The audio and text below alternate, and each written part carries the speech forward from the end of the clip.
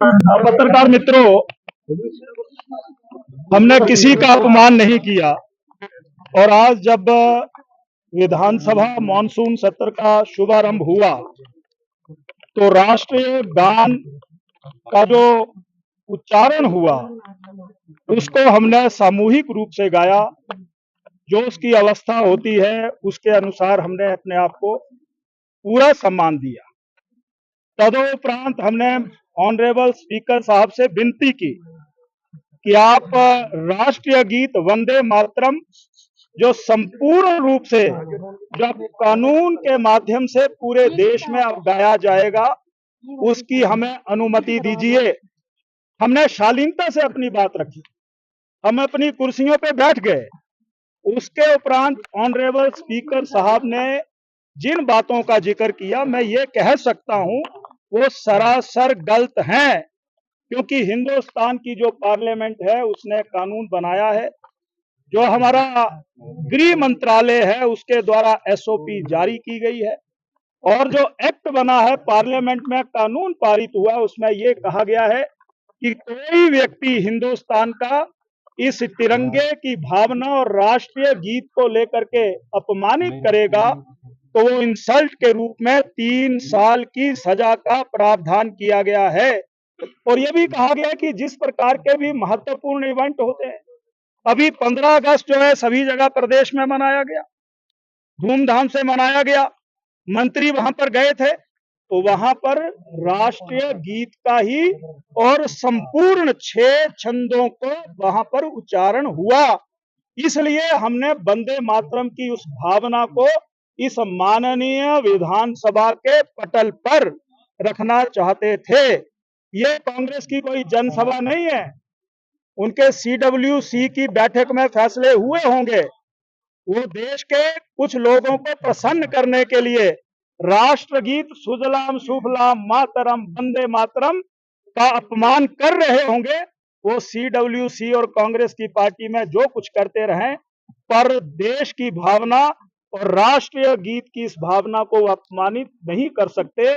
इसको तो मैं इसका मैं बिल्कुल निंदा करता हूं। और एक बात और कहना चाहता हूं कि स्वतंत्रता के आंदोलन में अशफाक उल्लाह खान 17 साल की उम्र में वो देश की उस फांसी के फंदे को चूम लेते हैं, वंदे मातरम कहते हुए वो देश की आजादी के लिए प्राण न्यौछावर कर देते हैं। तो ये कांग्रेस वाले इससे परहेज क्यों कर रहे हैं, ये मैं कहना चाहता हूं। आज तो सिर्फ इतना ही है कि राष्ट्रीय गीत का यहां पर अपमान हुआ है और ये एक राष्ट्रद्रोह से कम नहीं है। ये कानून के तहत मैं सारी बातें रख रहा हूं, पर हमने इस पूरे राष्ट्रीय गीत को कि हम मान करते हैं, सम्मान करते हैं, इसके लिए इज्जत देते हैं। सर, जिस तरह से असेंबली शुरू हुई थी, स्पीकर को एडजॉर्न करना पड़ा हाउस। जिस तरह से भारतीय जनता पार्टी के विधायकों ने वंदे मातरम को प्ले करने और गाने की मांग की थी। माइक नीचे करो यार। देखो, ये बड़ा दुख होता है और बड़े अफसोस के साथ ये कहना पड़ रहा है, ठीक है, भारतीय जनता पार्टी के जो विधायक थे उन्होंने राष्ट्रीय गान का अपमान किया। अध्यक्ष महोदय ने राष्ट्रीय गान गाने के लिए सबको उठाया और पहले ही हाथ खड़ा कर दिया कि राष्ट्रीय गान गाने से पहले हमें इसके राष्ट्रीय गीत के बारे में बताया जाए। विधानसभा की परंपरा रही है कि राष्ट्रीय गान गाया जाना चाहिए। अभी तक स्कूल में, शिक्षा संस्थानों में राष्ट्रीय गान बड़े सम्मान के साथ गाया जाता है और राष्ट्रीय गीत भी इस असेंबली में बड़े सम्मान के साथ गाया जाता है। मुझे आज पहली बार बड़ा दुख हुआ, जो पार्टी राष्ट्रीय गान का अपमान कर सकती है, राष्ट्रीय गान के अपमान में विरोध कर सकती है, हिमाचल प्रदेश की जनता, हिमाचल प्रदेश की कांग्रेस पार्टी, हिमाचल प्रदेश के विधायक दल के नेता, भारतीय जनता पार्टी के जो राष्ट्रीय गान का अपमान हुआ इसको कभी सहन नहीं करेंगे। हम प्रदेश में हर जगह जाएंगे कि ये वो बीजेपी है जो राष्ट्रीय गान का अपमान कर रही है, राष्ट्रीय गान गाने से हिचकिचाहट रही है, महसूस कर रही है।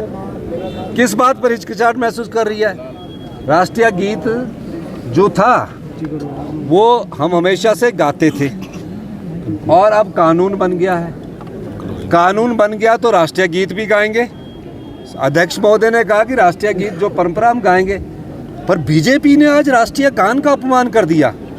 आज हमें खुद मंत्रिमंडल के सदस्यों को अपनी सब प्रोटोकॉल छोड़कर आज इसलिए आना पड़ा कि भारतीय जनता पार्टी ने जिस तरह राष्ट्रीय गान का अपमान किया है, हम हिमाचल प्रदेश की जनता से भी अनुरोध करेंगे, ऐसे राष्ट्रीय गान के अपमान करने वालों को भारतीय जनता पार्टी को शर्म आनी चाहिए।